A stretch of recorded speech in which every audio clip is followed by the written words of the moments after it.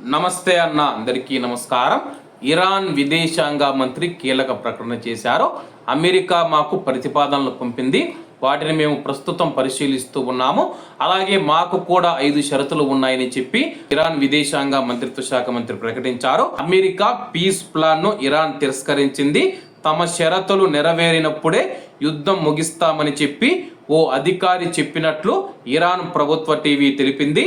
దాడులు హత్యలు ఆపాలి, మా పైన మళ్ళీ యుద్ధానికి దిగకుండా యంత్రాంగాన్ని ఏర్పాటు చేయాలి, చేసిన నష్టానికి పరిహారం చెల్లిస్తామని హామీ ఇవ్వాలి, ఈ ప్రాంతంలో యుద్ధాన్ని పూర్తిగా ముగించాలి, హార్మూజ్ పైన మా సార్వభౌమాధికార హక్కును అంతర్జాతీయంగా గుర్తింపునివ్వాలని చెప్పి కండిషన్లు పెట్టిందనమాట.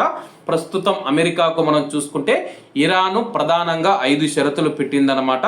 మేము యుద్ధాన్ని ఆపివేయాలంటే దాడులు హత్యలు ఆపివేయాలి, మా పైన మళ్ళీ యుద్ధానికి దిగకుండా ఒక యంత్రాంగాన్ని ఏర్పాటు చేసి అంతర్జాతీయంగా హామీ ఇవ్వాలి, మా దేశం పైన అమెరికా ఇజ్రాయిల్ చేసిన దాడుల వల్ల భారీగా నష్టపోయాము, ఆ నష్టానికి నష్టపరిహారం చెల్లించాలి, అలాగే ఈ ప్రాంతంలో యుద్ధాన్ని పూర్తిగా ముగించాలి, హార్మూజ్ పైన మా సార్వభౌమాధికార హక్కును అంతర్జాతీయంగా గుర్తించాలి.